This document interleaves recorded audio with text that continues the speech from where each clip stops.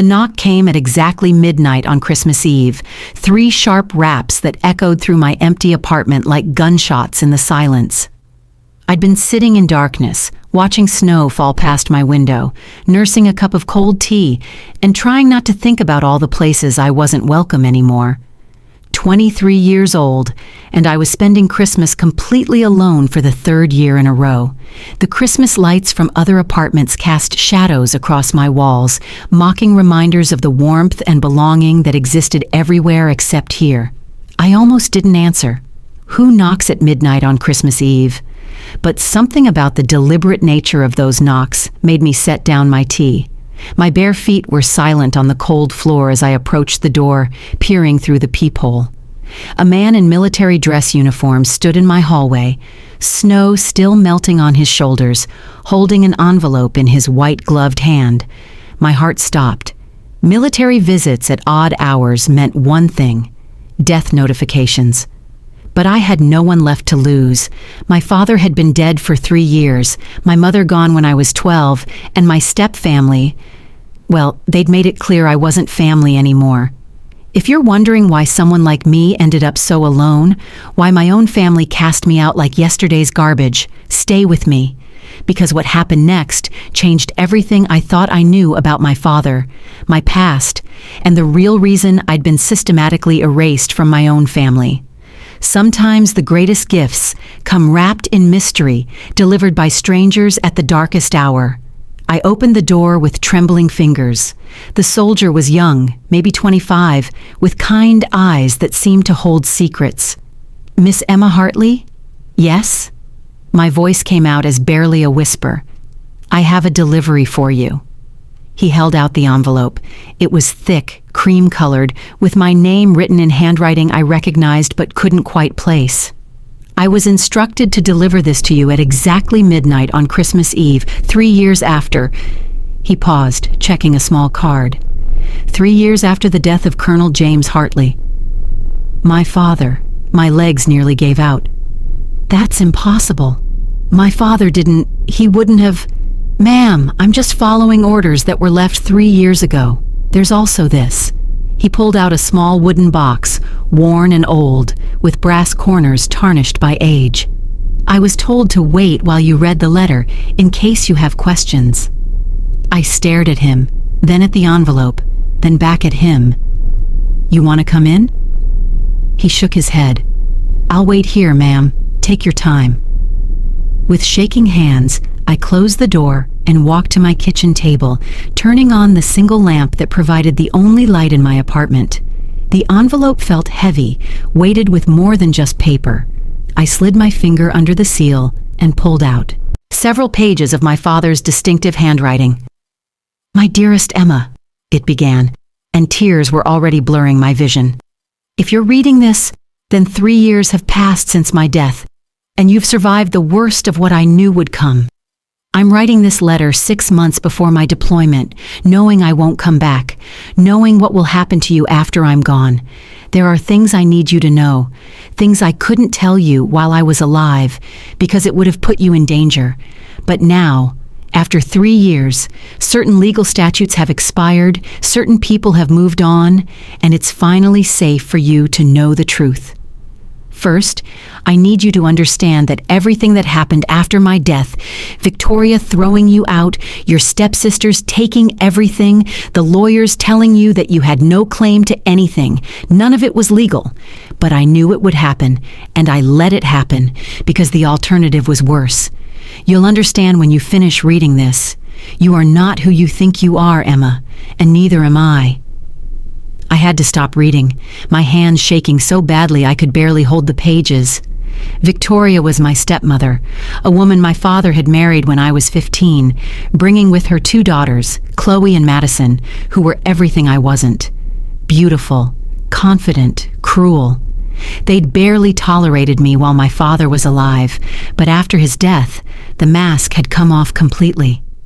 The day after his funeral, while I was still in shock, still unable to process that the only person who'd ever truly loved me was gone, Victoria had stood in the doorway of my childhood bedroom with a cold smile.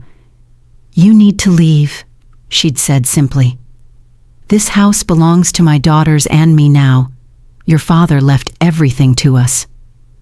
"That's not possible," I'd stammered. "Dad would never—" "Here's his will." She'd thrown a document at me. "Read it yourself. You get nothing. You are nothing.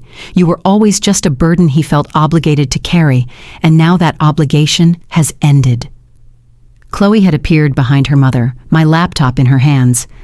"I'll take this," she'd said with a smirk. "And that necklace you're wearing? That was meant for me."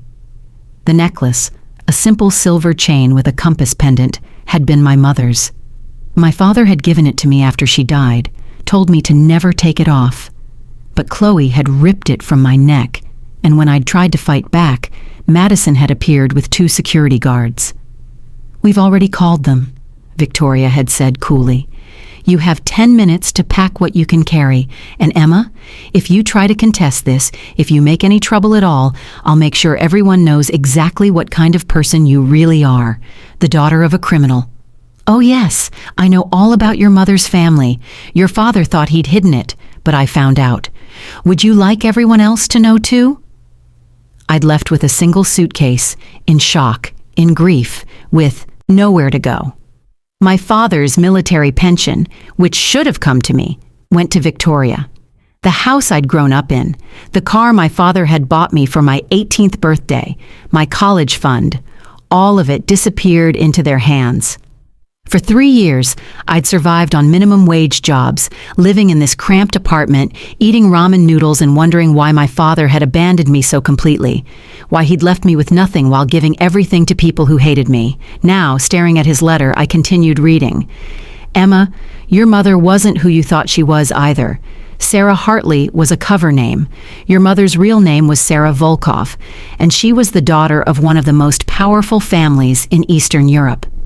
A family that most people believe are just myths, legends. But they're real, and they're dangerous.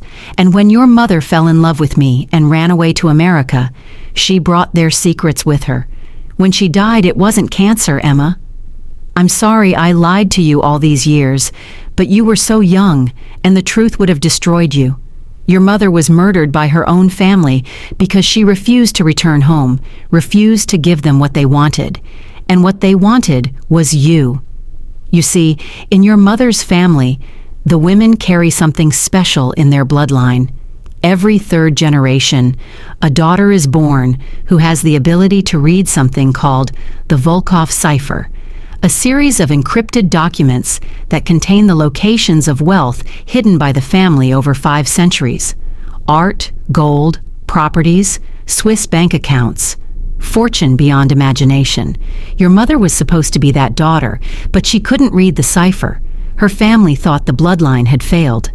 But then you were born. I knew from the time you were 3 years old, the way you could solve puzzles that should have been impossible for a child, the way you saw patterns in everything, the way you could look at a page of random symbols and tell me what they meant. I was terrified, Emma. I knew if your mother's family found out, they would come for you.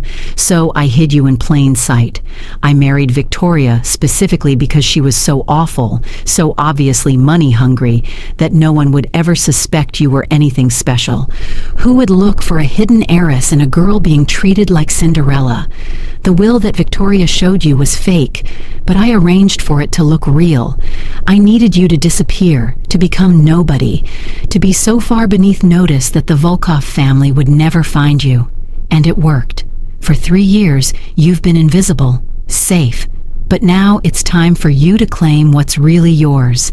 Inside the wooden box is your mother's real necklace, not the cheap replica Chloe stole from you. Yes, I had a fake maid. I knew Victoria would take everything, so I made sure she took things that didn't matter. The real necklace contains a key. That key opens a safety deposit box at the Swiss Commerce Bank in New York, box number 1847.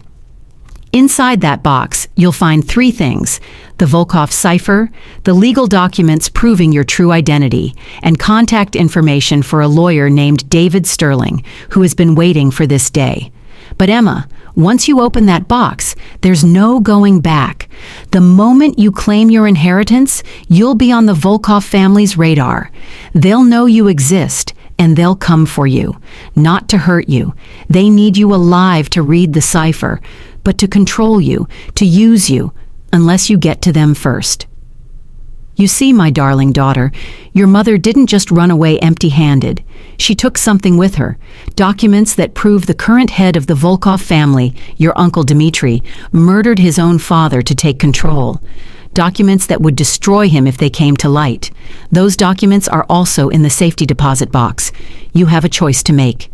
You can take the cipher, claim the hidden fortune, and disappear forever, living in wealth but always looking over your shoulder. Or you can face them, use what your mother left you as leverage, and take your rightful place as the head of the Volkov family. Yes, Emma, you are the rightful heir. Your mother was the eldest child, and in the Volkov family, the line passes through the women when they can read the cipher. I know this is overwhelming. I know you must hate me for letting you suffer these past 3 years. But every cold night, every hungry day, every moment of loneliness was my way of protecting you. Victoria and her daughters were never meant to keep anything. The fake will has a clause that activates exactly 3 years and 1 day after my death. Tomorrow, Christmas Day, at noon, Victoria will receive a notice that the will is being contested.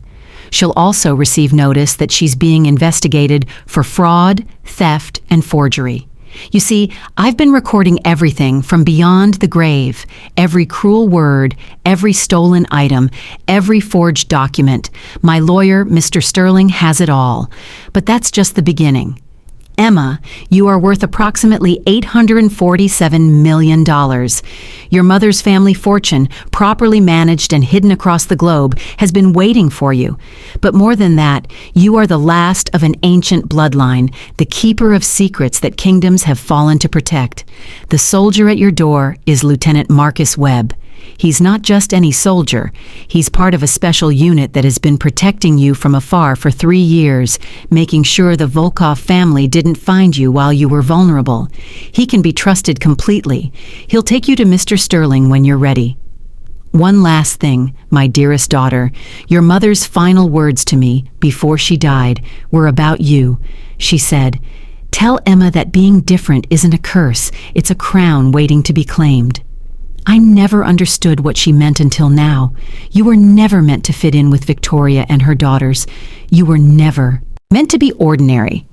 You were born to be extraordinary. All my love, Dad. P.S. Check your bank account in the morning. Consider it 3 years of back allowance, with interest. I set down the letter with trembling hands and picked up the wooden box. It was heavier than it looked, made of some dark wood I didn't recognize, with symbols carved into its surface that seemed to shift in the lamplight. The moment my fingers touched the latch, something strange happened. The symbols glowed faintly blue, and I could read them. Not in English, not in any language I knew, but I understood them perfectly. By blood and birthright, the truth awakens. Inside, nestled in midnight blue velvet, was a necklace unlike anything I'd ever seen. The chain was made of intricately woven silver and gold, and the pendant wasn't a compass at all. It was a key disguised as a compass, with the most elaborate teeth I'd ever seen. But that wasn't what made me gasp. It was the photo underneath it. My mother, young and radiant, standing next to a man who could only be my father in his military dress uniform. But behind them, slightly out of focus, was a massive mansion that looked like something out of a fairy tale. And standing in the doorway were at least a dozen people, all wearing formal clothes that screamed old money. At the bottom of the photo, in my mother's handwriting, "The day I chose love over legacy. No regrets." I stood up so fast, I knocked over my chair. 3 years. For 3 years, I'd believed I was worthless, unwanted, abandoned. I'd served coffee to rude customers for minimum wage while wearing shoes with holes in them, gone to bed hungry more nights than I could count, cried myself to sleep, wondering why my own father hadn't loved me enough to leave me anything. And all that time, I'd been worth nearly $1 billion. All that time, Victoria had been living in my house, spending money that wasn't hers, while I scraped together quarters to do laundry. All that time, Chloe and Madison had posted pictures on social media of their shopping sprees, their vacations, their new cars, funded by theft, by fraud, by cruelty. Rage, pure and white-hot, flooded through me, but underneath it was something else. Power. For the first time in 3 years, I felt powerful. I walked back to the door and opened it. Lieutenant Webb was still standing there, snow accumulating on his shoulders. "How long have you known?" I asked him. "Since the day of your father's funeral, Miss Hartley. I was assigned to your protection detail that day." "You've been watching me for 3 years?" "Not just me. There's a team. We've made sure you were safe, even when things were difficult." I thought about all the times things had worked out when they shouldn't have. The apartment that had mysteriously become available when I'd been about to be homeless. The job that had appeared just when I'd run out of money. The grocery bag someone had forgotten on my doorstep when I hadn't eaten in 2 days. "That was all you?" "Your father set aside a fund for emergencies. We were instructed to make sure you survived, but not to make it easy. He said you needed to be strong for what was coming." "And what's coming?" Lieutenant Webb's expression was grave. "That depends on what you decide to do with that key." I looked down at the necklace in my hand. 3 years of suffering, 3 years of humiliation, 3 years of being told I was nothing, but also 3 years of surviving, of becoming stronger, of learning that I could endure anything. "I want to see Victoria's face when she realizes what she's done," I said quietly. "I want to see her understand that every cruel word, every stolen penny, every moment of suffering she caused has been documented." "Mr. Sterling can arrange that," Webb said. "But first, we need to get you somewhere safe. Once you access that safety deposit box, once you claim your inheritance, everything changes. The Volkov family has people everywhere. They'll know within hours." "Then we'd better make those hours count," I said, grabbing my coat. "But first, I need to make one stop." "Where?" "My old house. There's something there that belongs to me, and I think it's time I took it back." Webb looked uncertain. "Miss Hartley, that might not be wise." "Lieutenant, I've been wise for 3 years. I've been careful and quiet and invisible. Tonight, on Christmas Eve, I want to be something else." "What's that?" "Myself." The drive to my old house, I still thought of it as mine, even after 3 years, took 20 minutes through the snowy streets. Every Christmas light we passed, every decorated tree and every window reminded me of what I'd lost. But now, knowing the truth, those memories felt different. My father hadn't abandoned me. He'd sacrificed everything to protect me. The house looked exactly as I remembered it, except for the gaudy decorations Victoria had added. Massive inflatable reindeer on the lawn, enough lights to be seen from space, and a banner that read, "Merry Christmas from the Hartley family," as if I had never existed at all. But the lights were still on inside, and through the windows I could see them. Victoria, older but still perfectly styled, laughing with someone on the couch. Chloe and Madison, home from their expensive colleges that my father's money had paid for, opening presents under a tree that had to be 12 feet tall. "Are you sure about this?" Webb asked. "They're awake. It's Christmas Eve, and they're celebrating with my father's money in my father's house. Yes, I'm sure." I walked up the familiar path, my footsteps muffled by snow.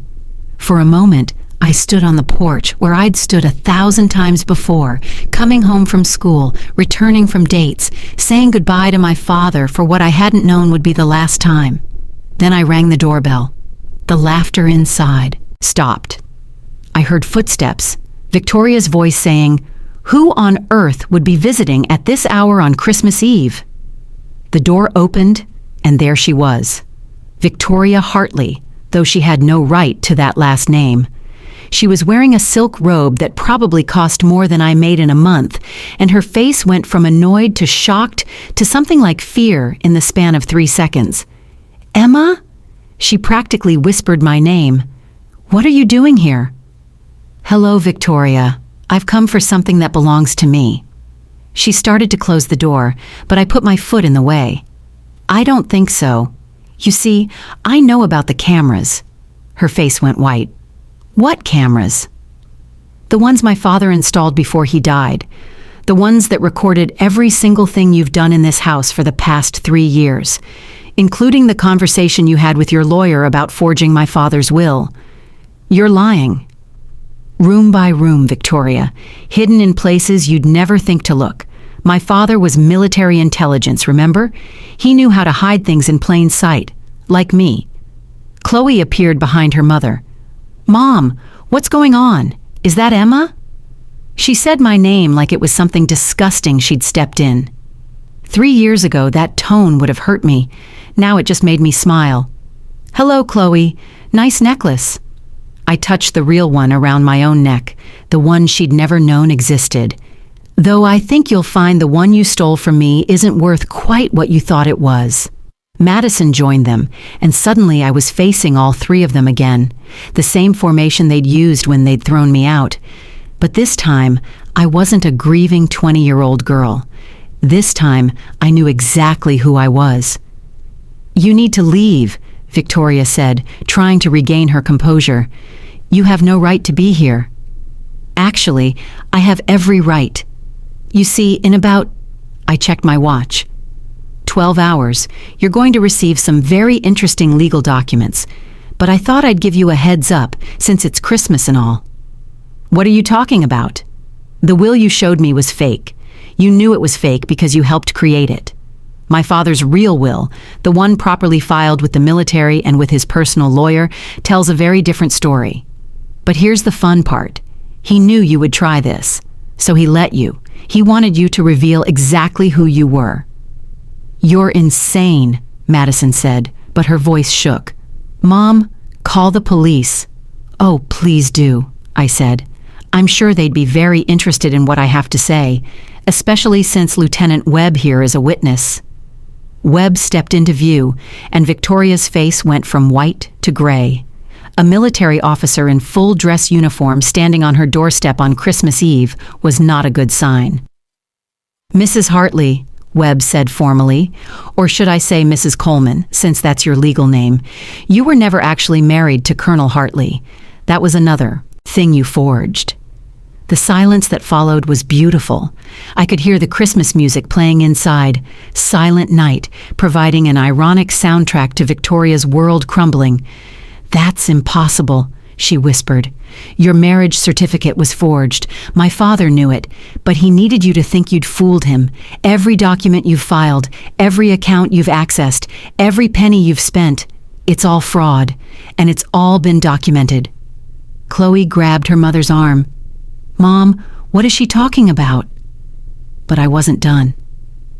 "The house you're standing in? It was never yours. It's been in a trust in my name this entire time. The cars in the garage, stolen, the money you've been spending, you'll have to pay it all back, with interest." "You can't prove any of this," Victoria said, but she was shaking now. "I don't have to prove it. Mr. David Sterling, my father's real lawyer, has already proven it.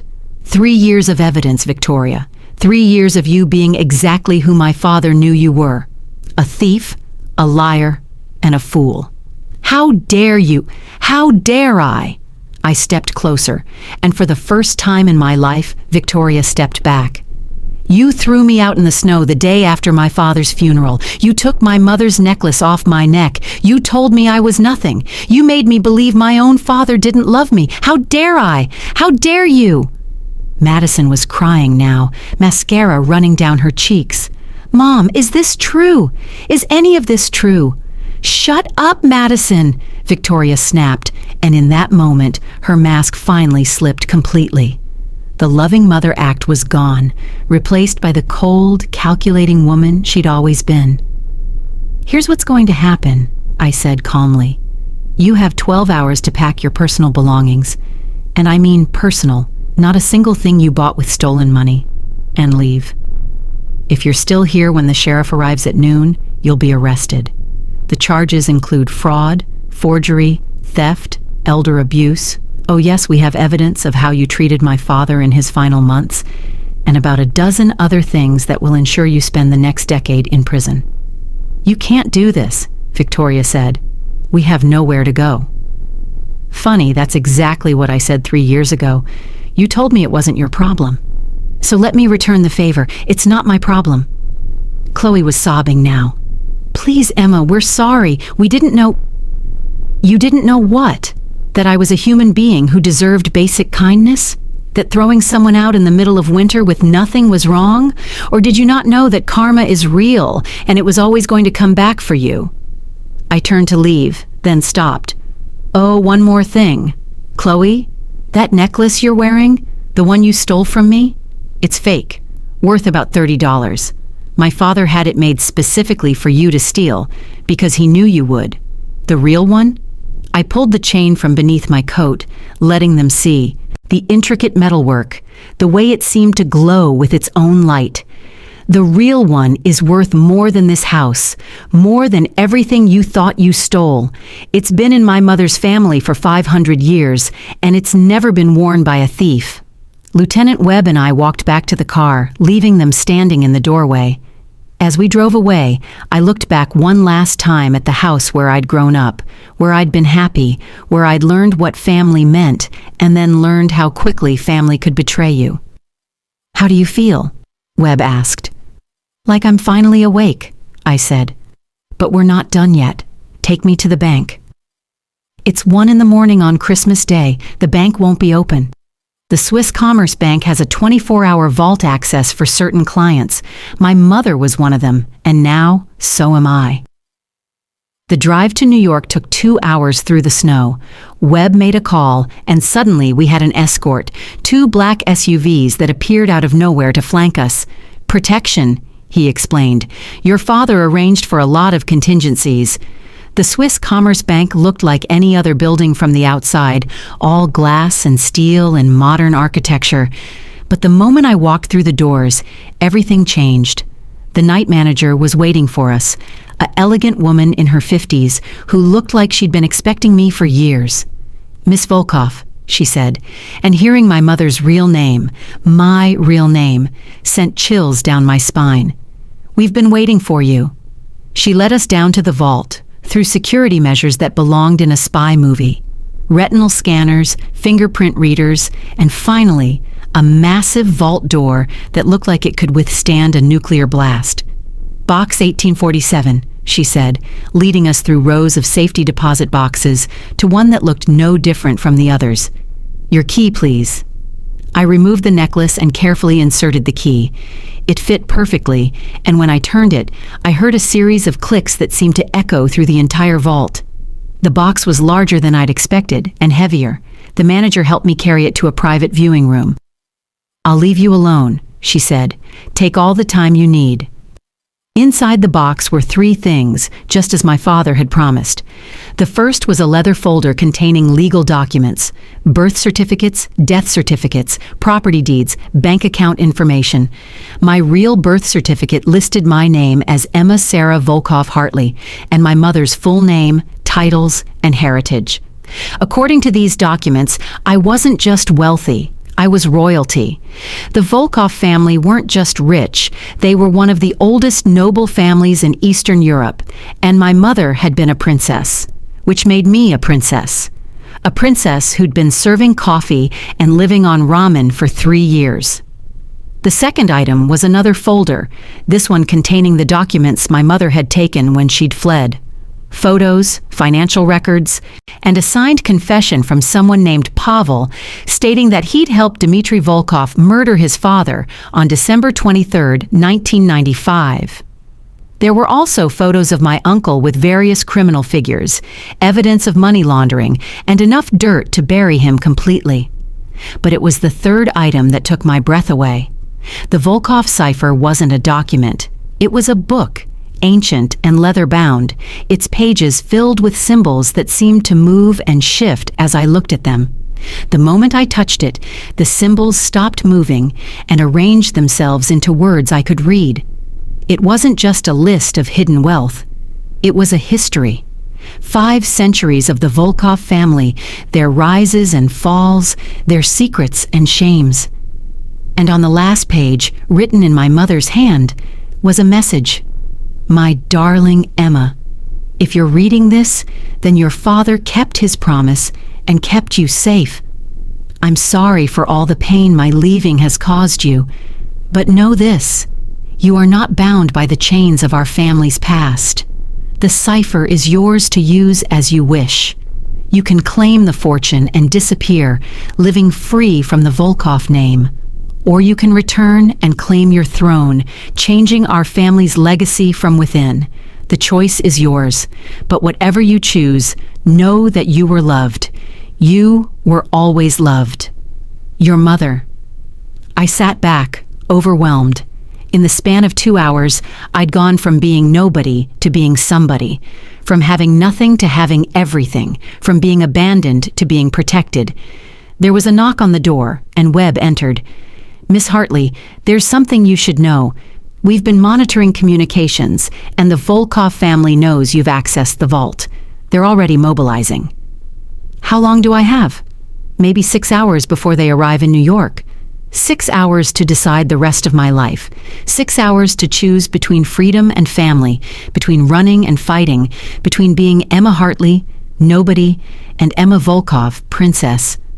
I looked at the cipher again, and suddenly I could see it all. Every account number, every property address, every hidden vault, castles in Romania, penthouses in Paris, islands in the Mediterranean, art collections worth hundreds of millions, gold reserves in Swiss banks, a fortune that had been built over centuries, waiting for someone who could read the cipher to claim it. But I could also see the blood on that money, the lives destroyed, the families torn apart, the crimes committed to build this empire. My uncle Dmitri was just the latest in a long line of Volkov men who'd believed that power was worth any price. Webb, I said suddenly, can you get me a secure phone? I need to make a call. He produced a phone from his pocket. Who are you calling? My uncle Dmitri. It's time he knew I exist. Webb's eyes widened. Miss Hartley, that might not be wise.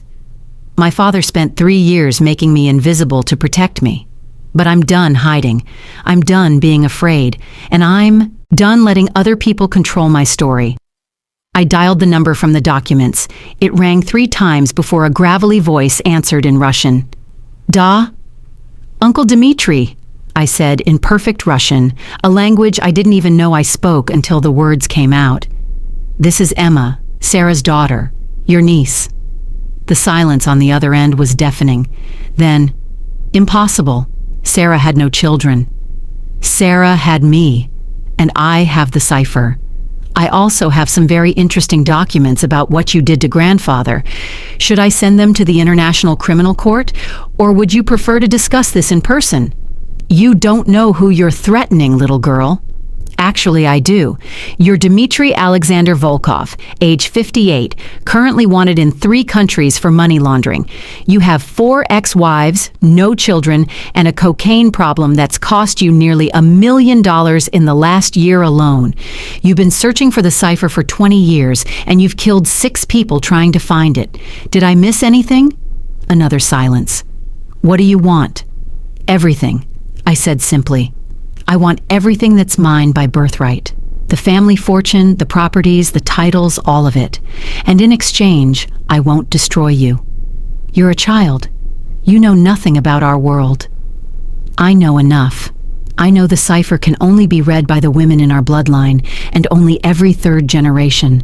I know you need me alive.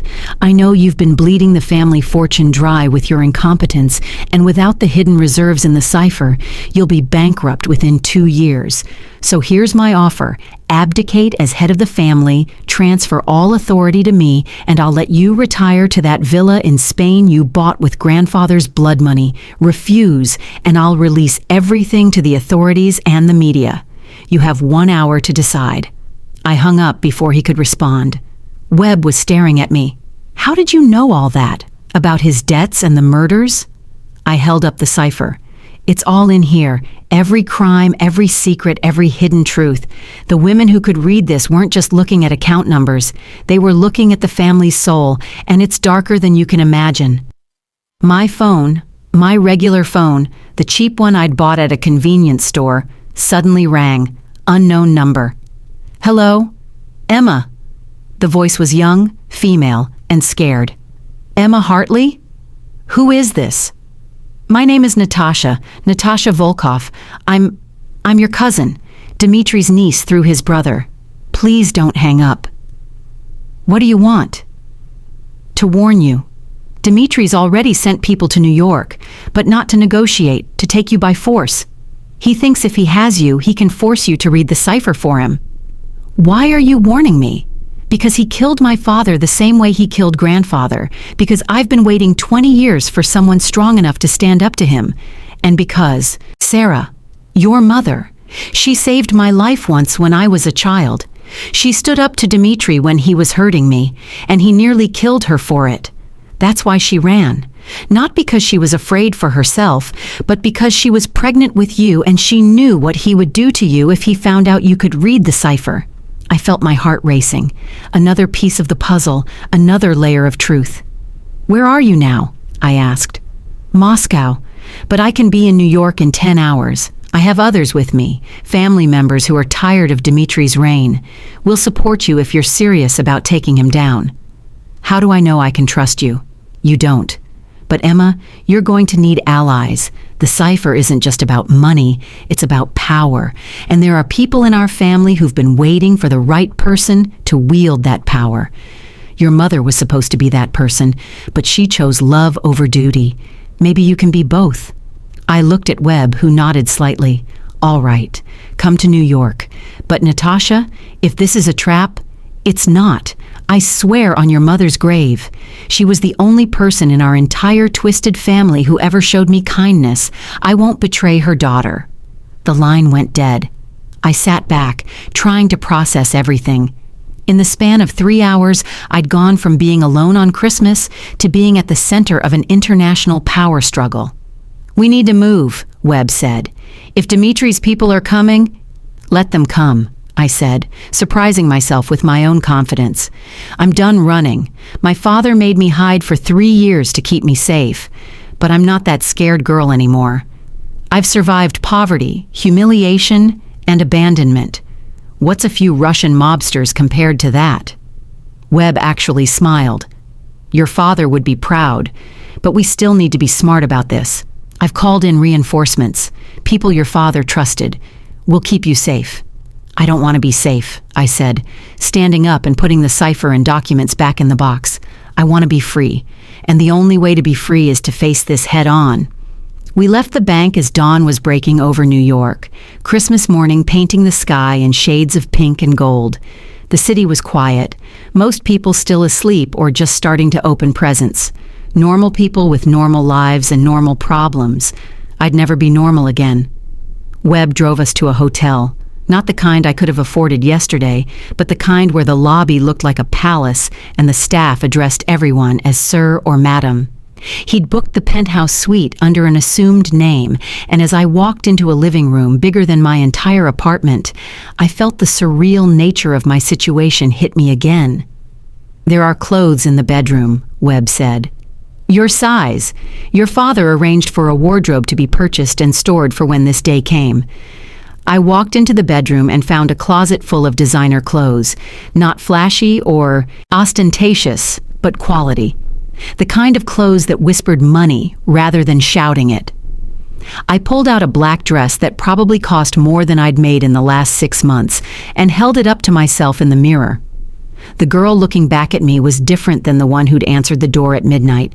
Same face, same dark hair, same gray eyes I'd inherited from my mother. But there was something else now. Knowledge, power, purpose. I showered and changed, and when I emerged, Webb had been joined by 3 other people. 2 men in dark suits who looked like they could kill someone with their pinky fingers, and a woman in her 40s with sharp eyes and a sharper smile. Miss Hartley, she said, extending her hand. I'm Jennifer Stone from Sterling and Associates. Mr. Sterling sends his regrets that he couldn't be here personally, but he's handling the situation with your stepmother." "Former stepmother," I corrected.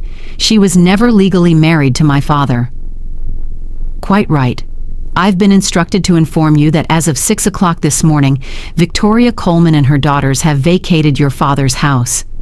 They attempted to take several items, but our security team prevented that. They've also been served with papers demanding repayment of all funds fraudulently obtained over the last 3 years." "How much are we talking about?" "Approximately $3.2 million, I whistled. "They spent $3.2 million in 3 years? Your father was quite wealthy, Miss Hartley. His military pension, life insurance, investments, it adds up, all of which should have gone to you. And now it will?" "Now it will. But that's pocket change compared to your other inheritance." She pulled out a tablet and showed me a number that made my head spin. "This is the current estimated value of the Volkov family holdings that we've been able to identify.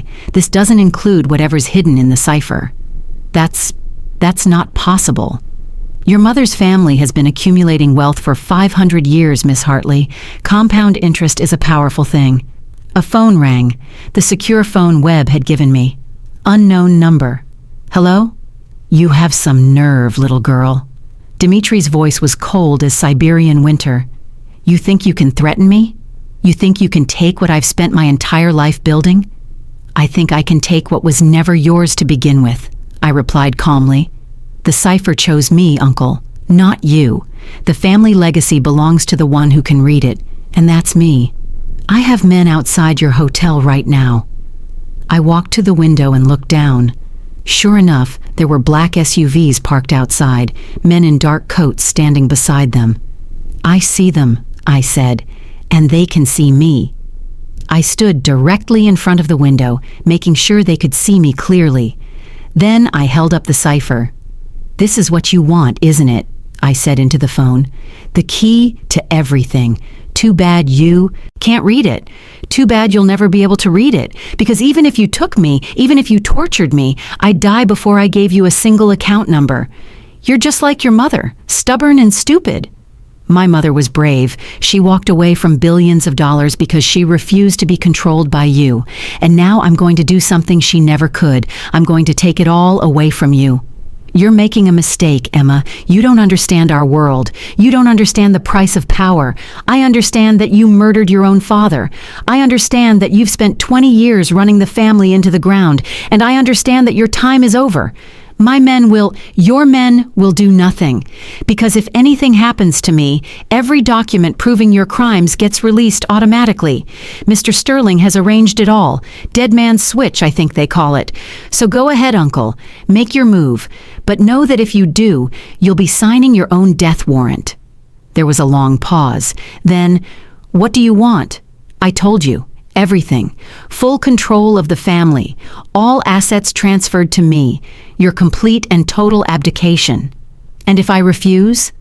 "Then, at noon today, in about 5 hours, every major news outlet in the world will receive a package detailing the crimes of Dmitry Volkov. Your friends in the Bratva won't be happy when they find out you've been skimming from their operations. The FBI won't be happy about the money laundering, and the families of the people you've killed won't be happy about, well, anything." "You're bluffing." "Am I? Would you like me to read you Pavel's confession? I have it right here. On December 23, 1995, I helped Dmitry Volkov administer a fatal dose of—" "Stop." His voice was different now, frightened. "You don't know what you're doing. The family, our allies, they won't accept you. You're nobody. You're nothing. I'm the heir to a 500-year dynasty. I'm the only person alive who can read the cipher. And I'm the one holding all the cards. So here's what's going to happen. You're going to call off your men. You're going to sign the abdication papers Mr. Sterling is sending you, and you're going to disappear. If you do all of that, you get to keep the villa in Spain and enough money to live comfortably. If you don't, you get nothing but a prison cell." "This isn't over." "Yes, Uncle, it is. It was over the moment my father died and set this all in motion. You just didn't know it yet." I hung up and turned to the others. "He'll sign. He doesn't have a choice." Jennifer Stone was smiling. Your father would be very proud. He always said you had your mother's strength and his strategic mind. He knew all of this would happen? Not the specifics, but the general shape of it, yes. He knew Victoria would show her true colors. He knew Dimitri would eventually find out about you. And he knew you would rise to the occasion when the time came. There was a knock at the door. One of the security men checked and nodded to Webb, who opened it.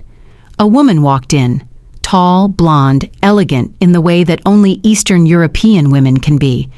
She looked about 30, with eyes the same gray as mine. "Emma," she said, and her voice was the same as on the phone. "I'm Natasha."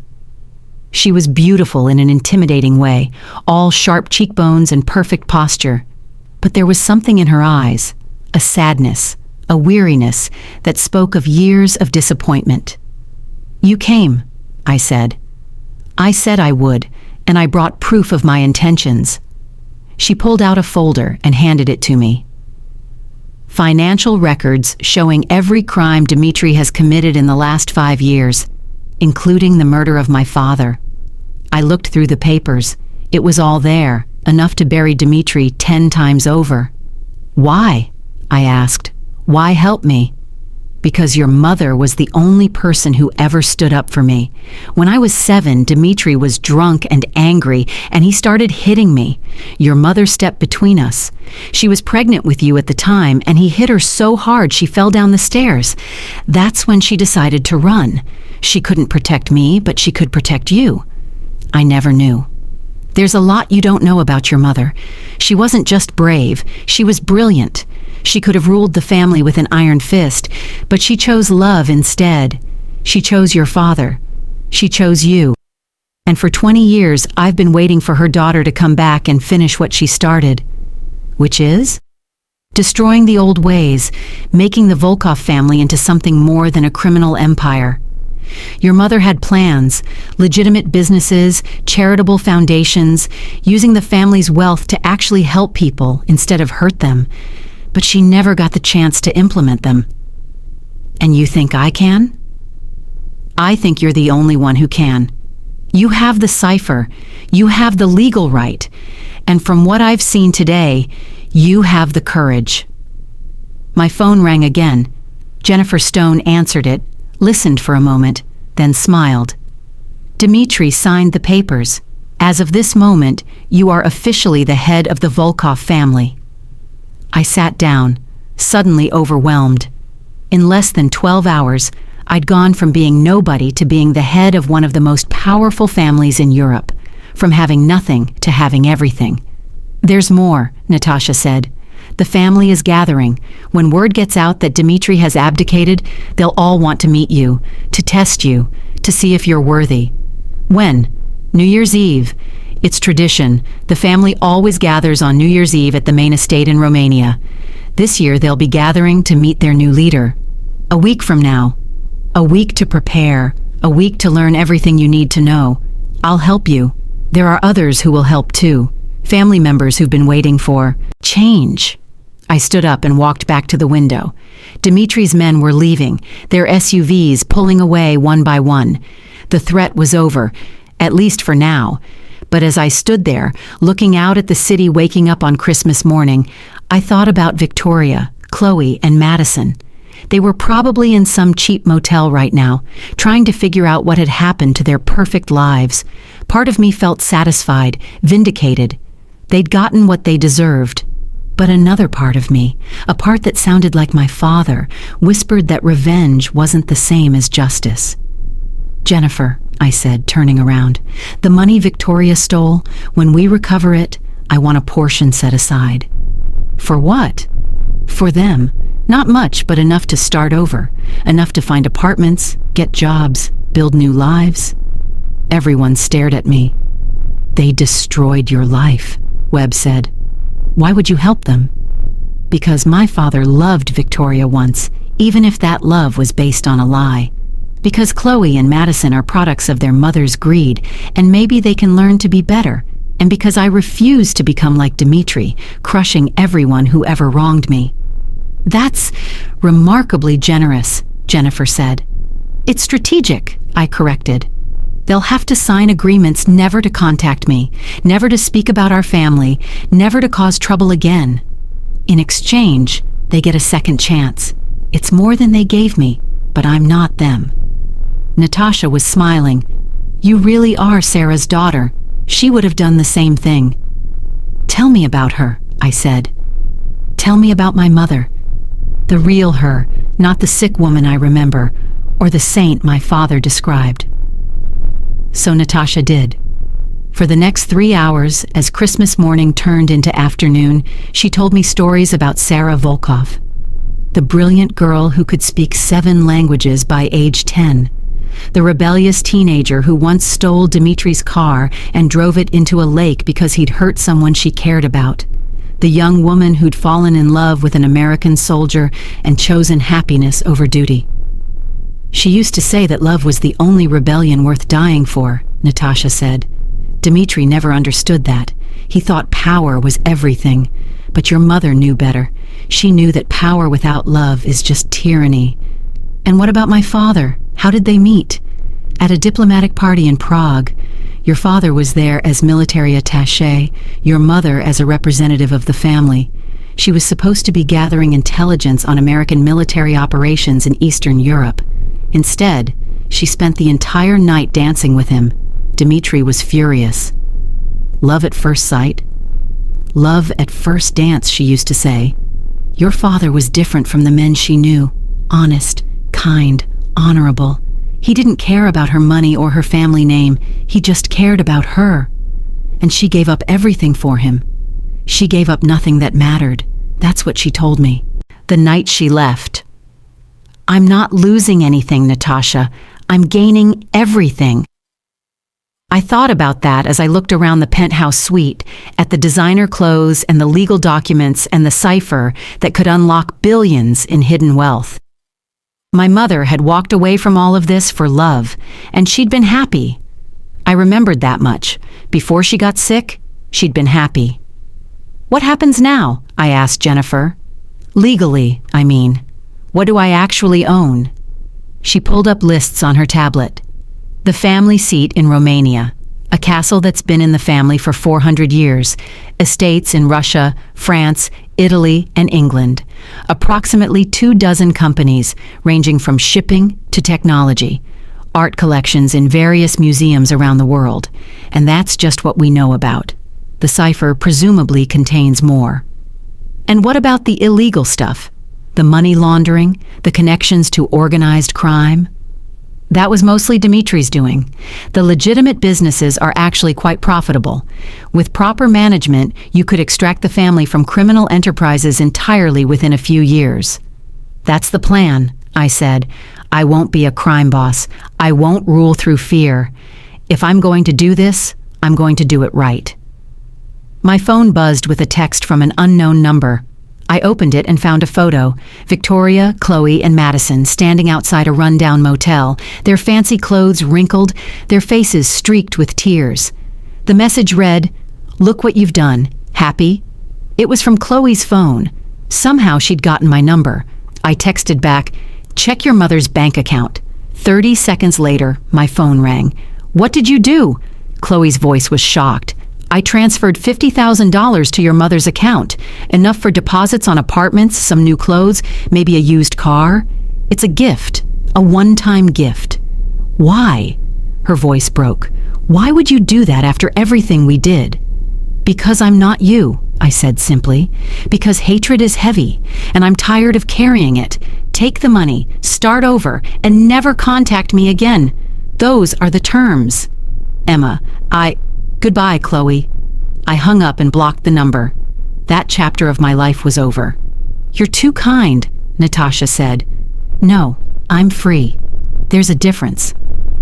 The rest of Christmas Day passed in a blur of legal documents, phone calls, and preparations. Jennifer had me sign what felt like 1,000 papers.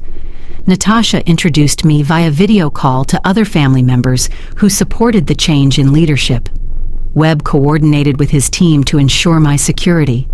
And through it all, I kept thinking about my father's letter, how he'd orchestrated all of this from beyond the grave, how he'd known exactly what would happen and when. He'd turned my suffering into strength, my loss into leverage. As evening fell, I found myself alone for the first time since midnight. I stood at the window, watching the lights of New York twinkle below, and pulled out my father's letter to read it one more time. At the bottom, in small print I hadn't noticed before, was a postscript. P.S.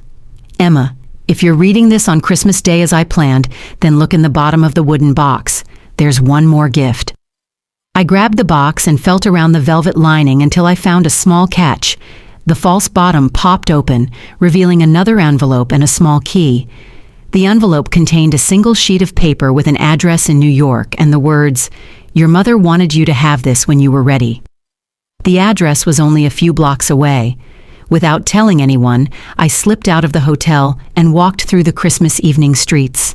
The address led me to an old building in the Upper East Side, one of those pre-war gems that whispered old money. The key fit into a door marked PH1, Penthouse 1. Inside was an apartment that took my breath away. Not because it was lavish, though it was, but because it was full of my mother.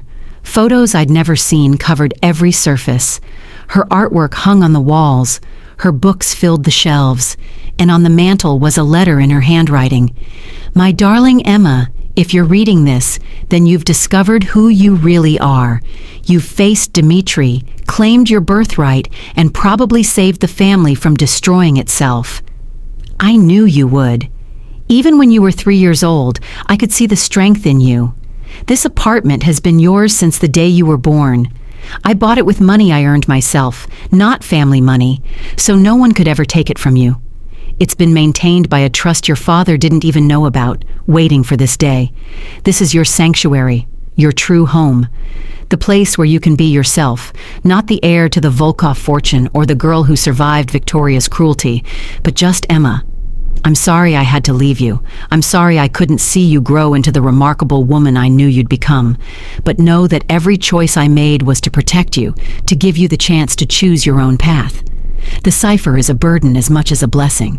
The family will try to use you, to control you, to make you into what they think you should be. Don't let them. Be who you are. Be free. And remember, love is the only rebellion worth dying for. I found it with your father. I hope you find it too, in whatever form it takes. All my love, forever and always, Mom." I sank onto the couch, tears streaming down my face. For 3 years, I'd thought I had nothing. No family, no home, no identity. But I'd had everything all along. It had just been hidden, protected, waiting for the right moment. My phone rang. It was Webb. "Miss Hartley, where are you? We've been worried." "I'm home," I said, and for the first time in 3 years, it was true. I'm finally home. "Should I send a car?" "No, I'll walk back. I need some air." I spent another hour in the apartment, going through photo albums, reading my mother's journals, discovering the woman she'd been beyond just my mother. She'd been an artist, a philosopher, a dreamer. She'd written poetry in 5 languages. She'd painted landscapes that belonged in museums. She'd been extraordinary, and she'd given it all up for love. No, not given up. Chosen. She'd chosen love over duty, happiness over wealth, freedom over power, and she'd never regretted it. I understood now why my father had made me wait 3 years. It wasn't just about protecting me from Dimitri. It was about making sure I understood the value of what I was inheriting. If I'd gone straight from his funeral to billions of dollars, I might have become like Dimitri. Corrupt, cruel, convinced that money was power. But 3 years of poverty had taught me that money was just a tool. Power was just an opportunity. What mattered was what you did with them. I walked back to the hotel slowly, taking in the Christmas decorations, the families hurrying home with their presents, the couples walking hand in hand, normal life happening all around me, while my life had become anything but normal. When I got back to the penthouse, Natasha was waiting with news. "The family has officially acknowledged you as the heir," she said. "The gathering on New Year's Eve will be your formal introduction. But Emma, you need to understand, not everyone is happy about this. Dmitri has supporters, people who benefited from his corruption. They'll challenge you. How? Tests of knowledge, tests of strength, tests of will. The Volkov family has traditions going back centuries. You'll need to prove you're worthy of leading them. And if I fail, then someone else will claim leadership. Probably someone just as bad as Dmitri. Maybe worse. I thought about all the people who would suffer if the Volkov family continued down its dark path. All the lives that could be destroyed by another corrupt leader. Then I won't fail, I said simply. The next week was a crash course in being a Volkov. Natasha taught me the family history, the traditions, the complex web of alliances and feuds that defined our world. Jennifer handled the legal transitions, moving assets into my control, setting up the foundations I would need to transform the family business. Webb and his team provided security as more and more people learned who I was. And every evening, I went to my mother's apartment and read more of her journals, learning not just about the family, but about her philosophy, her vision for what the Volkovs could become.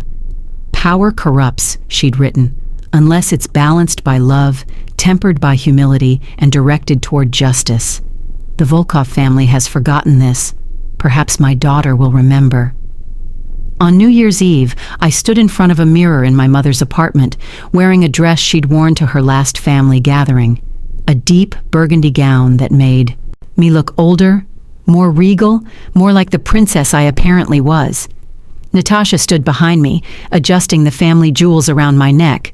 Not the cipher key, which I wore hidden, but a necklace of rubies that had belonged to my great-great-grandmother. "You look like her," Natasha said, "like Sarah. You have her eyes, her bearing. It will unsettle them." Good. I want them unsettled. The Volkov family estate in Romania was a castle straight out of a fairy tale, or a nightmare depending on your perspective. Perched on a mountainside surrounded by forest, it looked like somewhere Dracula would feel at home. As our car wound up the mountain road, I could see lights blazing in every window, cars arriving from all over Europe. "There will be about 100 family members present," Natasha explained, plus their allies, business partners, and various hangers-on, maybe 300 people total. "And they're all here to judge me? They're here to see if you're strong enough to lead them. The Volkov family respects only strength." Then they're about to learn that strength comes in different forms. The great hall was magnificent, soaring ceilings, ancient tapestries, a fireplace big enough to roast an ox. And it was full of people who fell silent the moment I entered. I could feel their eyes on me, measuring, judging, comparing. Some faces showed curiosity, others hostility, a few hope. These were my blood relatives, but they were strangers. Worse than strangers, potential enemies. An elderly man stepped forward. Pavel Volkov, Natasha had told me, my great-uncle, one of the few family elders left. "So," he said in accented English, "you are Sarah's daughter. You have her look." "I have more than that," I said, matching his tone. "I have the cipher." A murmur ran through the crowd. Many of them hadn't believed it was real. "Prove it," someone called out. I smiled. Natasha had warned me this would happen. I pulled out a piece of paper and walked to the nearest table, writing quickly. Then I held it up. "The account number for the Volkov Family Trust in Zurich," I said. "An account that's been lost for 50 years because no one could read the cipher to find it. Current balance, approximately 500 million euros. Pavel pulled out his phone, made a call, spoke rapidly in Russian. His face went pale. "It's real," he said to the room. "The account exists." The murmur became an uproar. People pressed forward, shouting questions, making demands. I stood perfectly still, waiting for quiet. It took several minutes. "I can read the cipher," I said when they finally settled. "I can access the family's hidden fortune, but that's not why I'm here. I'm here to tell you that things are going to change." "You're a child," someone sneered, a middle-aged woman with cruel eyes. "You know nothing of our world." "I know that our world is dying," I shot back. "I know that Dmitri nearly bankrupted us with his greed. I know that half the family businesses are failing because they're run by incompetents who got their positions through fear rather than merit. I know that we're one FBI investigation away from losing everything. And what would you do differently? Pavel asked. Everything, I said, starting with legitimizing our operations. No more money laundering, no more connections to organized crime. We have enough legitimate wealth to last generations if we manage it properly. We don't need blood money. The family has survived for 5 centuries. By adapting, I interrupted, by changing with the times. Our ancestors were merchants, then nobles, then industrialists. They evolved. Dmitri tried to turn us into criminals, and look where it got us. I'm offering a different path. And if we refuse? The cruel-eyed woman again. Then you get nothing, I said simply. The cipher is mine. The hidden fortune is mine. The future is mine. You can be part of it, or you can be left behind. Choose. An older man stepped out of the shadows. I recognized him from photographs. Viktor Volkov, Dmitri's younger brother, the one who'd always been passed over for leadership. You speak prettily, he said. But words are easy. The family has traditions, ancient rites that determine leadership. Are you prepared to face them? I'd been expecting this. Natasha had warned me that someone would invoke the old ways, the trials that hadn't been used in decades. I am, I said. Then we begin with the trial of truth. You must tell us something about the family that only a true Volkov would know. Something not in any history book or family record. Something from the blood. I closed my eyes and let my hand rest on the cipher key hidden beneath my dress. And suddenly, I knew. In 1847, I said, opening my eyes, Mikhail Volkov made a deal with the Romanov family. He would hide a portion of their treasure from the revolutionaries they saw coming, and in exchange, the Volkovs would become nobility. That treasure has never been found because it's not gold or jewels. It's documents, proof of legitimate succession that would make the Volkov family the rightful heirs to the Russian throne if the Romanov line ever ended. The silence was deafening. Even Natasha looked shocked. How could you possibly know that? Viktor whispered. Because it's in the cipher, all of it, every secret, every hidden truth, every skeleton in every closet. I know which of you have murdered, which have stolen, which have betrayed the family. I know where the bodies are buried, literally and figuratively. So ask yourself, do you really want to test me? No one spoke. The second trial, Viktor said finally, his voice shaking. The trial of strength. You must face a challenge of combat. Combat? I almost laughed. You want me to fight someone? It's tradition. The leader must be able to defend the family. Fine. Who am I fighting? A man stepped forward, 6 feet tall, built like a wrestler, with scars that suggested he'd seen real violence. This is Sergei, Viktor said, former Spetsnaz. He'll be your opponent. I looked at Sergei, then at the crowd, then back at Viktor. No. You refuse? Then you forfeit. I don't refuse the trial. I refuse the terms. The trial of strength doesn't specify physical combat. It says the leader must demonstrate strength, and strength isn't about who can throw the hardest punch. I walked over to a table where someone had left a laptop open. Sergei, come here. He approached warily. In the last 3 years, I said, loud enough for everyone to hear, I've survived on less money than this family spends on champagne at parties like this. I've worked 18-hour days for minimum wage. I've gone hungry so I could pay rent. I've been homeless, hopeless, and completely alone. And I survived. That's strength. I turned the laptop toward him. But if you want a more direct demonstration, let's talk about real power in the modern world. Physical strength is nothing compared to financial strength. So here's my challenge. I bet I can cost Viktor $1 million with 10 keystrokes. That's ridiculous, Viktor sputtered. I smiled and typed quickly. Then I turned the screen so everyone could see. Done. I just froze all of Viktor's personal accounts pending investigation for tax evasion, which, by the way, Viktor, you really should have been more careful about. The Swiss are very cooperative these days. Victor pulled out his phone, frantically making calls. Within minutes, his face had gone from red to white. How? Because I own the bank? I said simply. As of 3 days ago, I purchased controlling interest in every financial institution the Volkov family uses. Every account, every transaction, every hidden fund now goes through companies I control. So tell me, who's stronger, Sergei with his muscles or me with my keyboards? The crowd was murmuring again, but this time with something like respect. The third trial, Pavel said, stepping forward. The trial of wisdom. You must answer the question that has plagued our family for generations. What is the source of true power? This was it. The real test.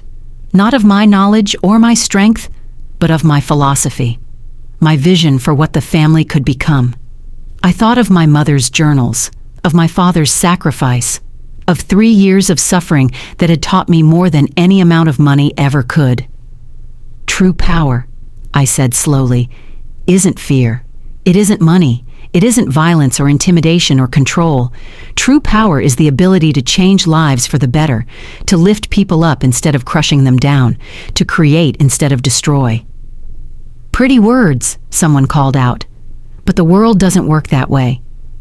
Doesn't it? I challenged. Look at the most powerful companies in the world.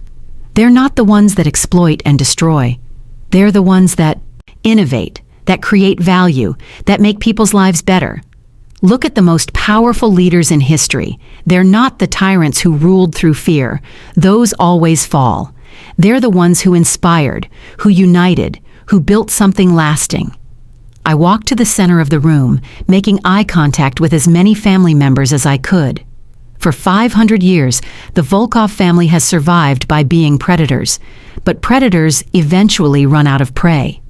I'm offering you the chance to evolve, to become something more, to use our wealth and influence to build instead of destroy, to be remembered not as criminals, but as visionaries. And what about our enemies? Victor demanded. What about the other families who would destroy us if we showed weakness? Is it weakness to be legitimate? Is it weakness to have the law on our side instead of against us? Is it weakness to have allies in government and business instead of just the underworld? We're not becoming weaker. We're becoming untouchable. And if we refuse your vision, Pavel asked, then you'll be left behind, I said. I control the cipher. I control the fortune. I control the future. But I don't want to rule through control. I want to lead through inspiration. I want every member of this family to be proud of the name Volkov, not ashamed of it. I want our children to inherit more than just money. I want them to inherit a legacy worth having. The room was silent for a long moment. Then slowly Pavel began to clap. Others joined him, first a few, then many, then most. Not all. There were still hostile faces in the crowd. But enough. The trials are complete, Pavel announced. Emma Volkov has proven herself worthy. She is the rightful head of the family. Victor stormed out, taking several supporters with him. I knew I'd have to deal with him eventually, but for tonight, I'd won. The rest of the evening was a blur of introductions, negotiations, and careful political maneuvering. Family members approached me with proposals, requests, complaints. I listened to all of them, made notes, made promises where I could, and explanations where I couldn't. But the most important conversation came near midnight as the new year approached. A young woman, maybe 16, approached me nervously. "Miss Volkov?" she said in accented English.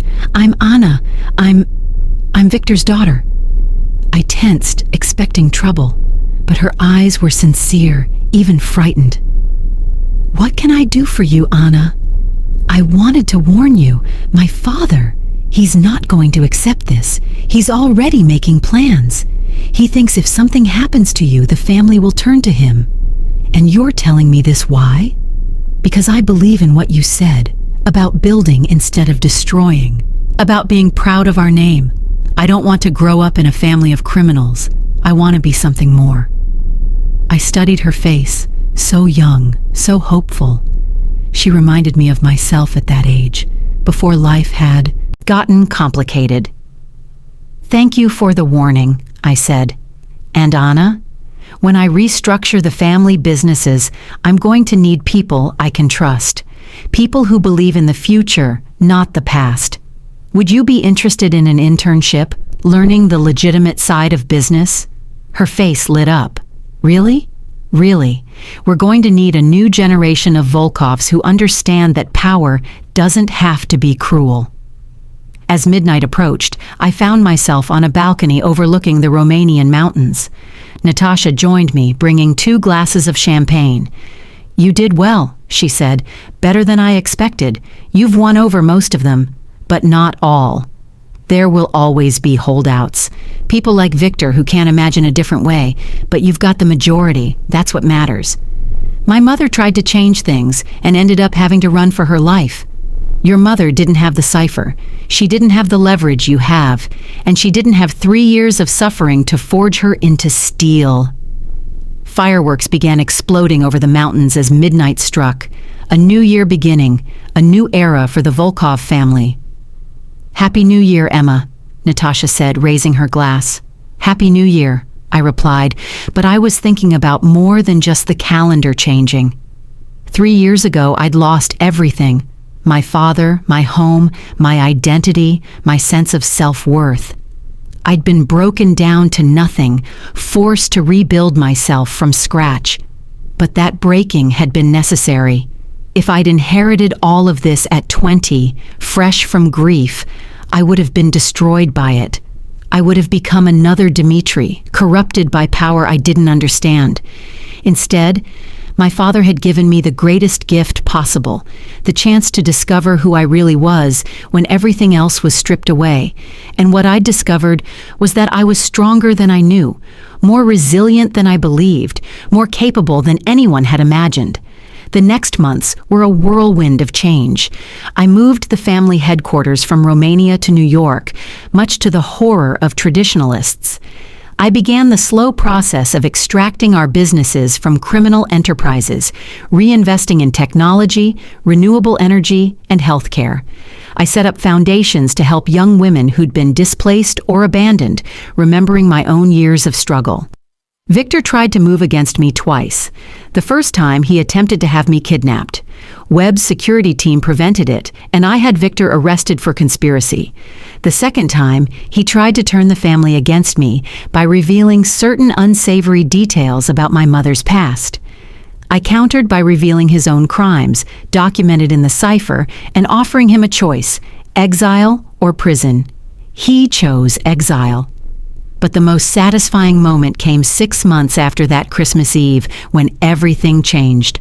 I was in my office in New York, reviewing proposals for a new medical research facility we were funding, when Jennifer knocked on my door. "You have visitors," she said with an odd expression. "Who?" "Victoria Coleman and her daughters."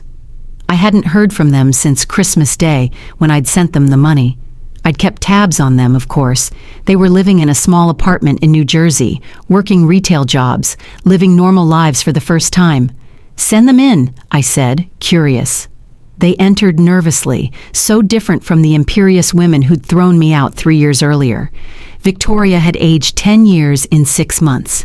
Chloe and Madison looked humbled, wearing clothes from Target instead of designer brands. "Emma," Victoria began, then stopped, seemingly at a loss for words. "Why are you here?" I asked, not unkindly but not warmly either. "To apologize," Madison said suddenly, "to say we're sorry for everything we did to you." "And to thank you," Chloe added, "for the money, for not pressing charges, for giving us a chance to start over when we didn't deserve it." I studied them, these women who'd made my life hell, who'd stolen my home and my heritage and tried to steal my identity. "I don't forgive you," I said honestly. "What you did was cruel and criminal. You caused me pain that will never fully heal." They deflated, but I wasn't done. "But I don't hate you anymore either. Hatred is heavy, and I've got more important things to carry.